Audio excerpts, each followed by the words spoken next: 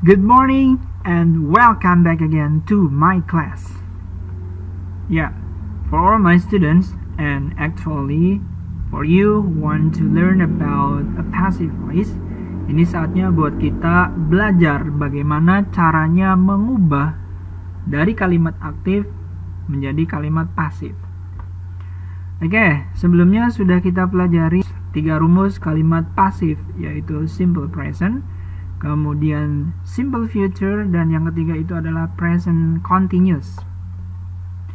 Untuk lebih memperdalam lagi materi kita, maka dari itu untuk hari ini kita akan melaksanakan sebuah contoh soal atau kita sebut saja sebagai ulangan harian, yaitu sekali lagi mengubah kalimat aktif ke dalam kalimat pasif. And as your information, sekali lagi kalimat aktif itu maknanya adalah meminum, membaca, menulis, membuat, membuka, dan lain-lain. Sedangkan pasif maknanya itu adalah diminum, dibuka, dimakan, dan lain sebagainya. Oke, yuk sebelum kita masuk ke 10 contoh soal yang harus kalian kerjakan, kita lihat dulu sebagai penguat. Di sini ada one example. Ini ada satu kalimat aktif di sini, yaitu ada kalimat I take a mango in the garden. Ya, sesuai dengan slide yang tadi sudah kita lihat di awal. Yang pertama, of course, we have to know about the formula. Kita harus tahu dan hafal dulu rumus dari simple present passive, simple future passive, dan present continuous. Ya. Setelah kita mengetahui setiap rumus pasif dari simple present, simple future, dan present continuous, langkah selanjutnya adalah kita harus bisa memetakan mana yang menjadi subjek, mana yang menjadi predikat, mana yang menjadi objek, dan mana yang menjadi keterangan dalam kalimat aktifnya. Ya, ini adalah contoh dari kalimat aktifnya. Ada kata I take a mango in the garden. Artinya adalah saya mengambil sebuah mangga di kebun. Ya, saya atau I ini sebagai subjeknya, take itu adalah predikat atau verbnya, kata kerja, dan a mango itu adalah objeknya, dan in the garden itu adalah keterangan tempatnya. Ya. Untuk posisi keterangan sebenarnya tidak ada masalah, mau ada ataupun tidak ada keterangan itu tidak jadi soal. Karena untuk merubah kalimat aktif ke dalam kalimat pasif, sekali lagi syarat utamanya adalah kalimat aktifnya itu harus memiliki objek. Ya, harus memiliki objek. Berarti di sini objek menjadi syarat utama bahwa kalimat itu bisa diubah ke dalam bentuk pasif atau tidak. Sekali lagi, jika kalimat aktifnya memiliki objek, maka bisa diubah ke dalam kalimat pasif. Namun ketika kalimat aktifnya tidak memiliki objek, maka dia dipastikan tidak bisa diubah ke dalam kalimat pasif. Sekali lagi, sedangkan untuk keterangan, mau ada ataupun tidak ada keterangan, itu tidak jadi soal. Dan untuk posisi keterangan sendiri, usahakan tetap berada di belakang saja. Tidak usah dibulak-balik. Biarkan yang dibulak-balik itu antara posisi subjek dan juga posisi objek. Oke, yuk untuk lebih jelasnya, kita lihat dulu. I take a mango in the garden. Ini merupakan contoh dari kalimat simple present tapi untuk yang aktif, ya, dan mau diubah ke simple present tapi yang pasif. Maka dari itu kalian sekali lagi silahkan lihat rumusnya, rumus dari simple present yang bentuk pasif.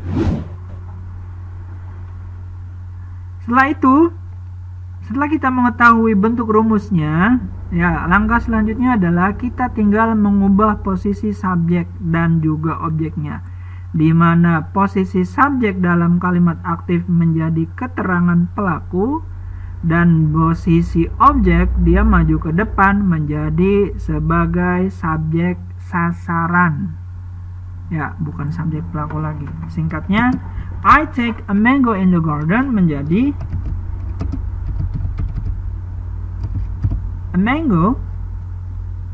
Nah, take di sini kita ubah sesuai rumus simple present passive. Berarti menjadi is taken. Nah, kalau misalkan rumus pasif itu wajib ada by ya. By. Nah, tinggal I mundur ke belakang menjadi me. Baru kita letakkan in the garden tetap berada di belakang. In the garden. Ya. A mango ini sebagai subjek.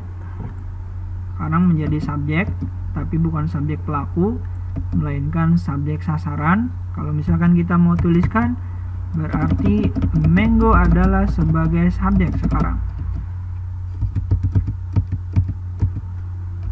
Subjek sasaran. Oke, sedangkan is taken ini adalah predikatnya. Sedangkan by me di sini menjadi keterangan pelaku. Keterangan pelaku. Dan in the garden dia tetap menjadi keterangan tempat.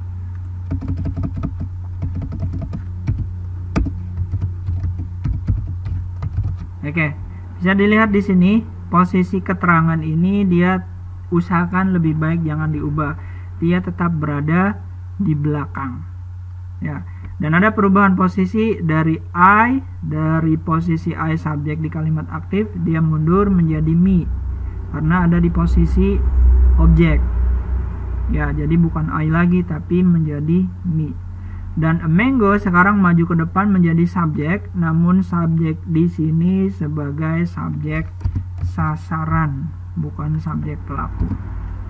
Singkatnya, yang tadinya polanya SPOK di kalimat aktif menjadi SPKK di kalimat pasif. Kalau misalkan untuk simple future, maka tinggal ini saja kita rubah sesuai dengan rumus dari simple future pasif. Ininya a mango, by me, dan in the garden-nya itu sama. Misalkan menjadi will be taken.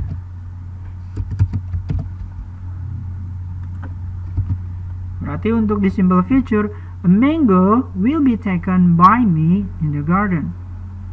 Sebuah mangga akan diambil oleh saya di kebun. Kalau continuousnya berarti tinggal kita ganti sesuai dengan rumus continuous menjadi is being taken by me in the garden. Yuk kita ulangi. A mango is being taken by me in the garden. Sebuah mangga sedang diambil oleh saya di kebun. A mango will be taken by me in the garden. Sebuah mangga akan diambil oleh saya di kebun. A mango is taken by me in the garden. Sebuah mangga diambil oleh saya di kebun. Ya. Jadi seperti ini. Tinggal menyesuaikan posisinya saja dan juga melihat dari rumusnya. Oke. Nah, untuk langkah selanjutnya, setelah kita melihat contoh dari perubahan kalimat aktif yang diubah ke simple present, simple future, dan present continuous, maka inilah soal yang harus bisa kalian ubah. Kita lihat di sini ada dua kotak yang berjumlah 10 soal. Kita lihat dulu. Untuk nomor 1, they make a computers. Ya. Yang harus menjadi fokus kita adalah langkah pertama, kalian harus menentukan mana yang menjadi subjek, mana yang menjadi predikat, dan mana yang menjadi objek atau mana yang menjadi keterangan jika ada. Ya, dan ini semuanya sudah saya garis bawahi. Kalian tinggal memasukkan saja subjek, predikat, objek, dan keterangannya. Ya, contohnya yang they berarti di bawah kalian tulis S. Make, P. Computers, O. Berarti untuk nomor 1 polanya SPO. Karena ada objeknya, maka dia bisa diubah menjadi kalimat pasif. Tinggal dilihat contoh dari rumus simple present passive. Nah, berarti tinggal langkah selanjutnya akan ada perubahan posisi antara they dan juga computers. Ya, tinggal dilihat contoh dari perubahan a mango dan by me saja di sini. Make-nya berarti mengikuti rumus simple present passive. Ya. Dan hati-hati, contoh ya, ada present continuous, hati-hati. Di sini menggunakan is. Kenapa menggunakan is? Karena di sini a mango is being. Kalau misalkan mangganya lebih dari 1, misalkan mangoes, pokoknya lebih dari 1, maka is-nya di sini harus kita ubah menjadi are. Ya, karena am is are di sini itu mengikuti subjek terdekatnya. Contohnya di sini ada computers. Ya, di sini komputernya 1 atau lebih dari 1. Kalau misalkan menurut kalian komputernya jumlahnya di sini 1, berarti pakai is. Tapi kalau menurut kalian computersnya di sini lebih dari 1, maka dia wajib pakai are. Maka hati-hati. Oke, mereka membuat komputer. Nomor 2, my little sister watches television. Adik perempuan saya menonton televisi. Kalau secara kalimatnya berarti televisi ditonton adik perempuan saya. Atau simple future, televisi akan ditonton oleh adik perempuan saya. Silakan tinggal dirangkai saja kalimatnya. Artinya sudah coba saya bantu. Number 3, I and my mother cut flower in garden. Saya dan ibu saya memotong bunga di kebun. Nah, hati-hati, di sini flowernya itu 1 atau lebih dari 1. Ya, untuk melihat 1 atau lebih dari 1-nya, di sini apakah ada tambahan s atau tidak. Maka sekali lagi hati-hati. Karena ini akan berpengaruh ke penambahan apakah pakai is atau pakai are. Sama dengan contoh yang ini. Lihatnya patokannya ini saja. Number 4, the applicant writes an application letter. Artinya adalah pelamar menulis sebuah surat lamaran. Berarti kalau misalkan dia diubah ke dalam kalimat pasif, artinya menjadi sebuah surat lamaran ditulis oleh para pelamar. Oke, seperti itu. Number 5, the student throws a basketball. Ya, murid melempar sebuah bola basket. Sebuah bola basket dilempar oleh student. Atau sebuah bola basket, karena ini simple future ya, berarti menjadi akan dilempar oleh siswa. Ini juga sama tadi. Karena ini continuous, maka menjadi sebuah surat lamaran sedang ditulis oleh para pelamar. Number 6, Sergio kicks a bottle in the class. Oke, kita pisahkan dulu. Ya, karena ini bukan satu ya. Sergio kicks a bottle in class. Ya, ini SPOK, ada keterangannya. Berarti bisa kita ubah menjadi sebuah botol ditendang oleh Sergio di kelas. Itu secara arti. Tinggal dilangkai saja kalimatnya seperti apa yang betul sesuai dengan rumus. Ya, ini hati-hati, present continuous berarti sedang di. A company creates a new product. Sebuah perusahaan menciptakan sebuah produk baru. diubah ke simple present passive. Silakan. Udin, siapa yang namanya Udin? Oke. Kisses a toddler. Udin mencium seekor kerbau.